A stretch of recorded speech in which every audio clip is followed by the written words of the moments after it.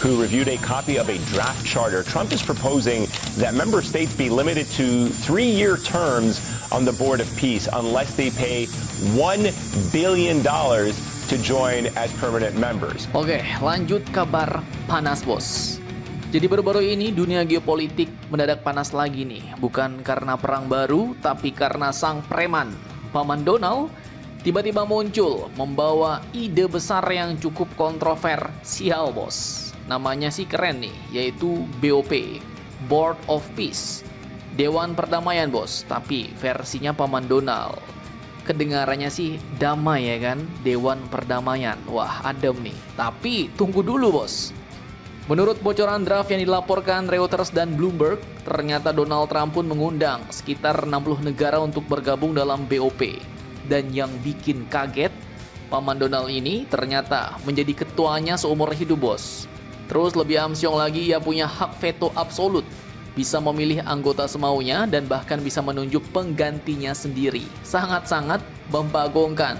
Jadi kalau misal PBB punya sekjen ya kan, punya pejabat-pejabat lain sesuai fungsinya. Nah, Dewan Perdamaian atau Board of Peace yang digagas Presiden Amerika ini punya chairman, Donald Trump full package, bos. Dialah bos besarnya, dia juga CEO-nya, sekaligus dia juga wasitnya. Nah, cukup amsyong ya kan?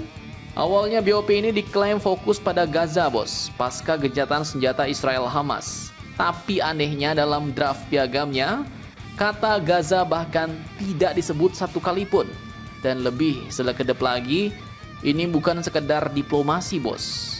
Ini diplomasi plus bisnis dan kasir-kasirnya. Jadi kalau mau join, negara anggota katanya hanya boleh duduk selama 3 tahun. Dan kalau mau dapat kursi permanen, harus nyetor duit 1 miliar US dollar tunai ke Amerika. Nah loh, ini udah mirip-mirip MLM pula ya kan. Jadi modelnya ini bayar untuk kekuasaan, bos. Dan ya, selamat datang di geopolitik gaya baru.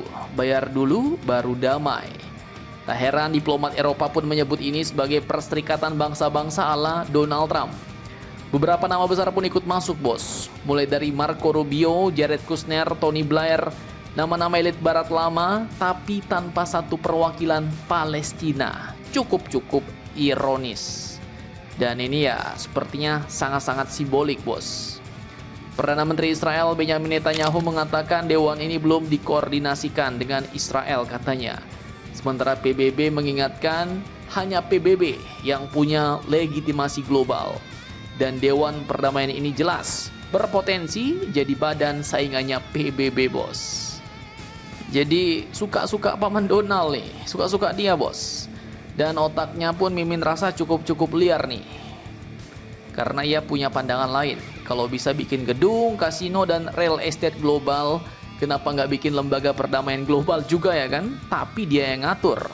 Nah, pertanyaannya sekarang, ini solusi konflik atau malah jadi konflik kepentingan baru, bos? Dan yang jelas, satu hal yang pasti, dunia internasional kini resmi mulai memasuki era baru. Era perdamaian dengan label harga. Mau damai berapa tahun? Nah, segini harganya. Nggak mampu bayar ya, nggak damai-damai, bos. Cukup amsyong.